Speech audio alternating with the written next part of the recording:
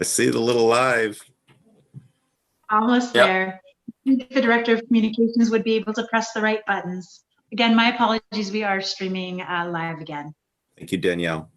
Okay, so welcome back. For those of you that have stayed with us on the live stream or kept monitoring, did we get a motion to move back already into regular business? Okay, so we did. So we are at new business. Item 14, Deputy Mayor Becchetti. I know you wanted to raise an issue under new business. Apologies, Chair. Just resuming open session and that the actions of the Committee of the Whole be endorsed. Oh, okay. So before we go into new business, I'll need a motion for what we'll just indicated that the actions of the Committee of the Whole be endorsed. Councillor Patterson, seconded by Councillor Bowman. Anyone opposed? Seeing none, thank you. New business, Councillor Deputy Mayor Becchetti. Thank you, Chair. I'm not sure if are we still on the ERCA meeting or source water? Oh, you wanted to bring that under the SPA, correct? Yeah, it's more appropriate for that committee. Okay, so thank you. Yeah, thank you.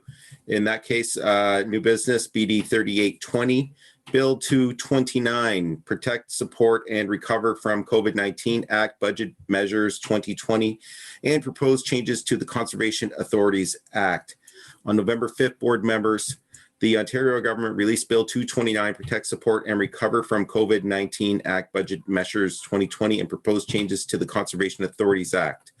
Mr. Birney will be speaking on the proposed changes. Thank you. Mr. Birney. Thank you, Mr. Chair. I tried to tailor the report to make the report as succinct as possible and, describe some of the actions resulting from the omnibus bill. Again, certain things that had been requested of the province for consideration for what was approved in the Conservation Authorities Act, specific to Section 28 of the Act.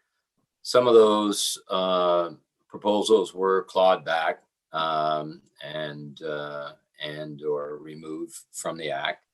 That affects compliance and enforcement. There are some issues, though, with respect to the processes falling out of our hearing processes. The board will still sit from time to time as the hearing committee, but hearings will no longer, the rights to appeal will no longer go to the Mining and Lands Tribunal or the Mining and Lands Commissioner. Appeal processes will be dealt with by the minister, and the definition of that is still to be vetted in policy language and a possible regulation of who the minister and or the minister's representative actually is. Also, it refers to the potential for LPAT to be utilized as a potential hearing adjudicator with respect to permits and applications for permits that would be turned down by this board or refused by this board. And then the rights for appeal will be again to the minister and or to LPAT. Both of those processes are as yet to be fully refined and defined. And I'm certain that some things will be falling out of that. And I'm looking forward to the opportunity to work with the province on coming up to what exactly that entails, and it's unknown at this point in time. There's issues with respect to board membership, and that membership will be exclusive to elected officials. It identifies councillors, but mayors are also elected members of a council. And I think when it says councillors, it doesn't exclude mayor or deputy mayor as a position. again, our understanding is that represents elected officials to municipal council. There are significant and some sweeping changes put forward to core and non-core works. This is not anything new, but through the act of or the actions of Parliament, it is being further defined and prescribed. What falls out of that is we are to undertake a full review of our programs and make determinations of what components of those programs or the complete programs are either core or non-core as defined by the current act.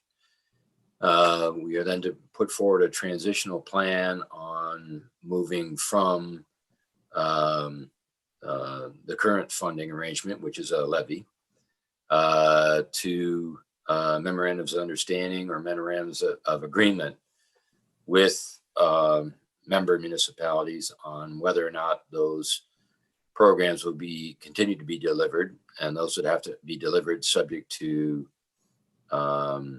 arrangements specifically with the municipality on what exactly those delivery mechanisms are and how the municipalities will agree to fund those.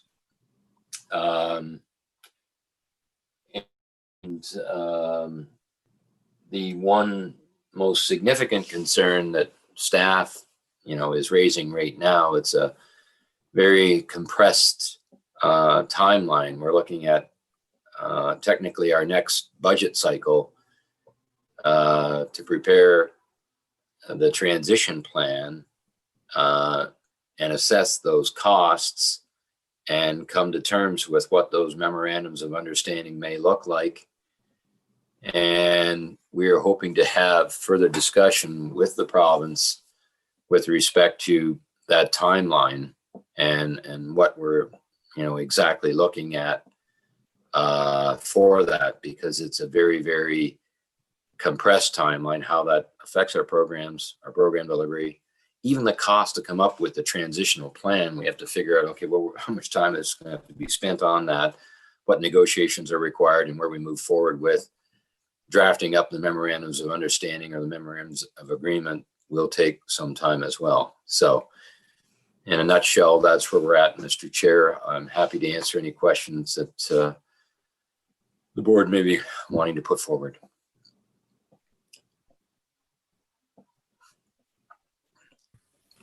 Thank you, Mr. Burney. Let's get the speakers list going. Hands up. Anyone? Okay, Councillor Lucier. Thank you, Mr. Chair. Through you, Mr. Burney, is there any action you need from our board to respond to the province before this bill is enacted? What can we do to help ensure that the proper authorities remain in the hands of the conservation authorities to do the job to protect the environment and the people and property, to make sure that we can continue to do our job and you can continue to function in the way that you need to. Thank you. Through you, Mr. Chair. The province has identified to us their wish with respect to the identification of core and non-core mandated service. A core service is the Conservation Authority's role in managing hazards.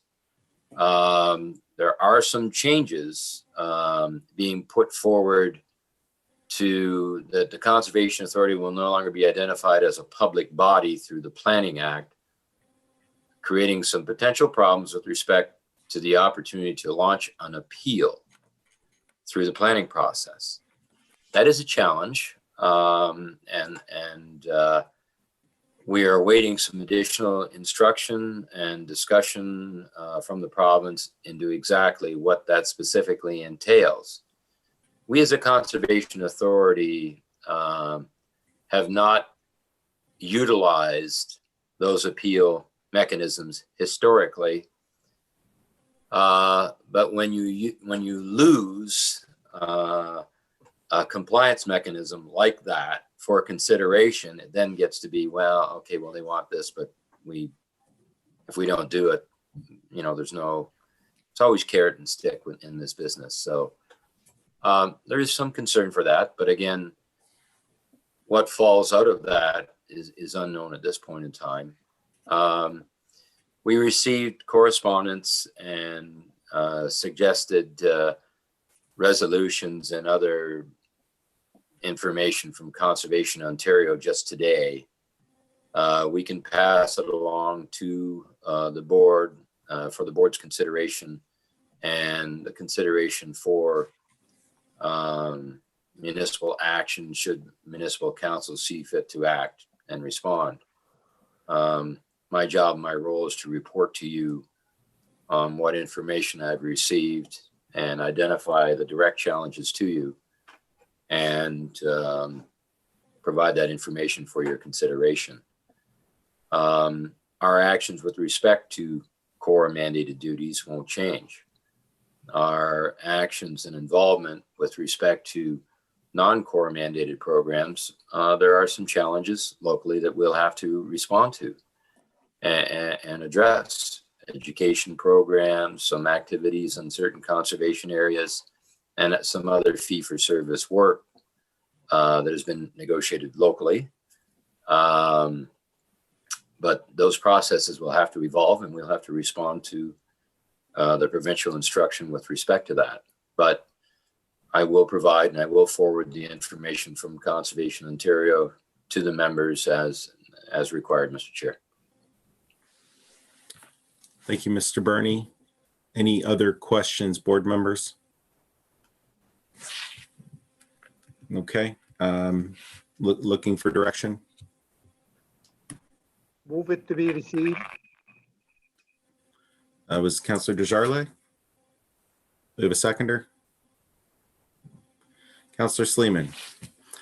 Anyone opposed? Seeing none. Thank you for the report, Mr. Burney. That passes. Okay. Any other new businesses? Any other new business members wish to address? Okay, seeing none. The next meeting of the ERCA Board of Directors will be held on Thursday, November 12th. No, that's not true. That's today. Nicole, when's the next meeting? Next year. No, the next meeting is going to be December 10th, Thursday, December 10th. Okay. December 10th, 6 p.m. via Zoom. So that's the last of the business. Move adjournment now. But board members, before we do that, just remember we do have the Source Protection Authority meeting immediately after. So we're going to adjourn the ERCA board meeting and then convene as the Source Protection Authority. So looking for a motion to adjourn. Deputy Mayor Verbicki, Councillor Courtney, anyone opposed? The ERCA board meeting is adjourned. I think we can just go seamlessly. So it being 7:47, I will call to order the meeting of the Source Protection Authority.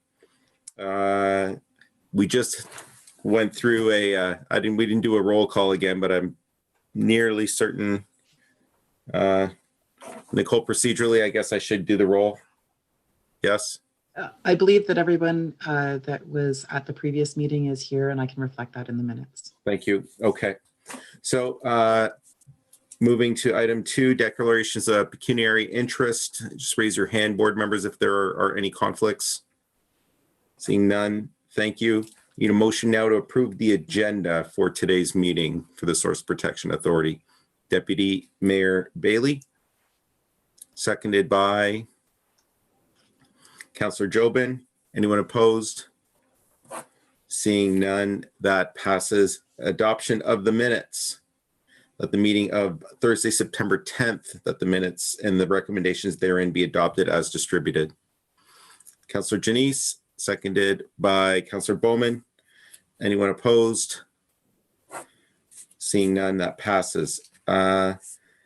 Also, the Essex Region Source Protection Committee, that the minutes from the meeting of the Source Protection Committee held on March 11th and the recommendations therein be received as distributed. Direction, please, Councillor Lucier, seconded by Councillor Patterson. Anyone opposed? Thank you. Seeing none, passes. No delegations. Reports for approval. ERSPA 03 to 2020 Director Technical Rules Phase 2 amendments. Not sure if anyone's speaking to this from administration. Yes, Ms. Stamler. Thank you, through you, Mr. Chair. This report is to tell you about some proposed amendments to the Director Technical Rules. So the technical rules tell us how to follow the Clean Water Act and the actual technical work that we have to do in order to enact the Clean Water Act. And from time to time, those rules are amended. And when that happens, there's a potential need for us to do additional technical work. And there's a potential for impact on our municipalities with additional significant drinking water threats being identified. So the amendments that were proposed this time have been in the works for a couple of years. So we've heard about them before, but this is the first time that we saw them all together in a package. They're very extensive, required a lot of time to go through them for all of the project managers across the province. We've had a lot of communication with the ministry and a lot of requests for guidance for when these proposed amendments do come into effect, that we really have a good understanding of them. So the comments that I submitted on behalf of the Source Protection Authority are quite detailed. As part of what I did was to make sure that I understood what these changes were and how they would impact the region. So a couple of highlights is that we need to know a difference between what's going to be mandatory and what's going to be an enabling activity. So some of these proposed amendments may end up being mandatory, and so we need to know what those are, but the province hasn't been clear yet what those might be. The other thing that comes to light is that there's a lot of changes to the circumstances in the table of drinking water threats. So those circumstances are what determine is a significant drinking water threat.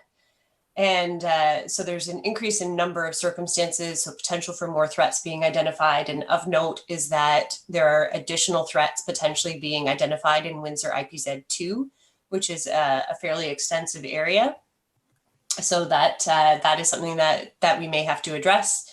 And then, there's some specifics with some of these different proposed amendments, but I think some of those may be adjusted as we go through, as the province goes through these suggestions. But the one thing that's not clear as well with the mandatory and enabling actions is who pays for all of this. And as we're talking about budgets and different things, there's something for the municipalities and you as councillors to be aware of, that if some of these things are mandatory, they may or may not be supported by the province. So wanting to make sure that you as municipal councillors are aware of these potential upcoming changes as our Source Protection Authority, so that you can be informed when it does go before your municipalities. These comments were circulated. I have contacts in all of the municipalities in terms of staff. So your staff have seen these and hopefully commented on behalf of some of the municipalities more directly impacted. So this report is really just to show you what my comments were on that and to give you a bit of a heads up that these amendments are coming. Thank you, Dr. Stamler. Committee members, any questions? Councillor Janice. Do you see some of these new regulations, if they do take effect, is this another downloading to the municipalities, another cost for either ourselves paying through ERCA and or ourselves having to take on more responsibility, which will lead to more employees or work for our town employees? Through you, Mr. Chair, so there is potential for downloading. That's sort of been a possibility with source water and something that's been sort of talked about a little bit. It wouldn't necessarily be additional staff for municipalities. It would be your responsibility as municipalities is to have a risk management official employed. The municipalities have delegated that authority to ERCA. So right now you pay for us to do that. And as Mr. Burney said, our RMO has moved into a different position at ERCA, but she's maintaining her status as an RMO. If some of this work increases, we may need to rethink that, but that's a couple of years away. So I think, we're okay for the time being. And yeah, otherwise it still is basically just me, myself, and I doing the technical work for source water. Thank you, Councillor. Any other questions, Dr. Stamler? Seeing none, looking for motion to receive. Councillor Sleeman, seconded by Ms. Morrison. Anyone opposed? Thank you. ERSP A04-2020, SPC Rules of Procedure, Code of Conduct, and Conflict of Interest Policies. Is that Ms. Stamler again? Dr. Stamler, excuse me. Thank you. Yes, it's me again. There's not really much to say here. This was just to inform the SPA that the SPC has updated their rules of procedure to have virtual meetings. Okay. Questions, committee members? Move receive. Councillor Desjardins, seconded by Deputy Mayor Verbeke. Anyone opposed? Seeing none, thank you. That passes. New business, Deputy Mayor Becchetti. Thank you, your chair. I have an issue this evening. I think it falls under source water, and I know Dr. Stamler, you're the only one on staff, me, myself, and I, you alluded to earlier. Is it possible, we've received a lot of residential concerns of contamination to municipal drains, watershed, from the transportation and application of unmonitored digestate or sewage used as land fertilizer. And I know on this committee, we have a lot of expertise on farming, OMARFA, but where does this all fit with the source water protection mandate? And how can ERCA assist our municipality with resources or concern in regulating this? So we're kind of at a stalemate where fertilizer, when it's spread on farms, if it's not regulated or monitored, it does leach into our watersheds. And without naming names or areas, I want to bring this and be in the minutes where I would like the source water protection, resources or ERCA to work with our administration to find out who's responsible to oversee this, because I've seen hundreds of tankers delivering liquid waste to this farm and nothing is being monitored. It's done on Remembrance Day. It's done when the offices are closed. We've set up meetings with the MARFRA and they've delayed in August. It was supposed to meet. We're just frustrated. So I'm turning to this committee to see if there's any support or if other members have experienced similar situations in their municipality. What have they done?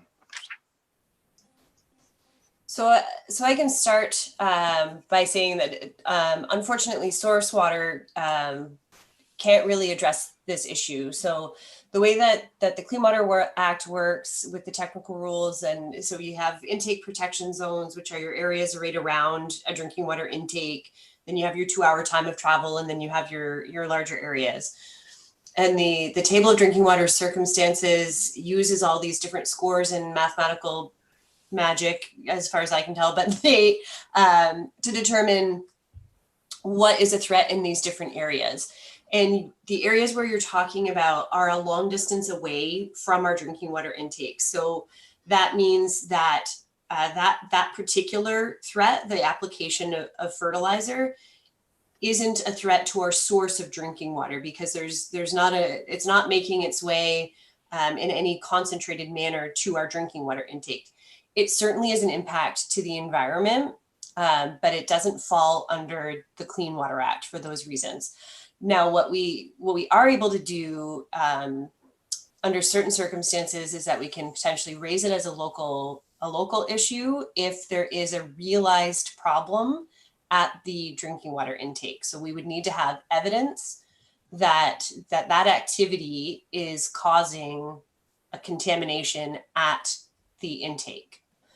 And I know there's been some discussion about similar sites like this, and I know OMAFRA's been involved and various other provincial ministries, and those are the avenues to proceed. And sometimes the legislation is frustrating and doesn't necessarily get us where we want to go, but I think you're following all the right avenues, and we'll certainly help where we can. And what I would need to know where this location is, so we can kind of look at whether it's something that we're already looking into, and whether we have any information to back it up. Okay, thank you. I obviously, like I say, there's other municipalities that have experienced something similar, and it was shut down. Receiving liquid waste from other municipalities, for example, would be the first step. I think the municipality, we can control that agenda, and maybe we can enact something like that would kind of curtail some of it. But in the meantime, there's a lot of farmers out there that are saying if they can do it, we want to do it. So we need to be on top of this and make sure all parties, stakeholders are there. And if we need to go to the Minister of Ag to get clarification, I think whether it be the municipality or ERCA, we need to all use our intel to be able to address these issues. A lot of complaints on the stench, and we need to deal with that. Thank you, Deputy Mayor. Mr. Burney, I think you wanted to comment. Thank you, Mr. Chair, and thanks, Dr. Stamler. With respect to the issue falling outside of source water protection, I agree with Katie on that. We could deploy resources with respect to drawing samples following proper sampling protocols, but those go outside of that action or that activity. We would have to have that funded, and we'd have to have parameters to test for. It's not magical where you just go out and draw samples. And so if our water quality personnel were going to do that, we would have to be looking for something. In the past, we have assisted MECP and MNRF with respect to gathering samples. We actually undertook a prosecution with MECP for turbidity that was created as a result of a dredging operation that could have affected one of our intakes. So we could consider that if we could come up with parameters, and possibly Dr. Stamler might have some more information, and we'd have to have some funding provided for that, because that's not something that is budgeted for. Yes, if I may switch hats and put my water quality scientist hat on, the other thing we need to be aware of is that our water quality staff are not compliance officers. What that work would be, we can certainly do some some sampling and some sort of routine stuff, but we are not compliance officers. Typically, if there's a spill concern, you contact the Ministry of Environment. Their compliance officers go out and take the samples. They'll run the analysis on any number of things so that they can identify whether there's a contaminant there that our staff don't have access to.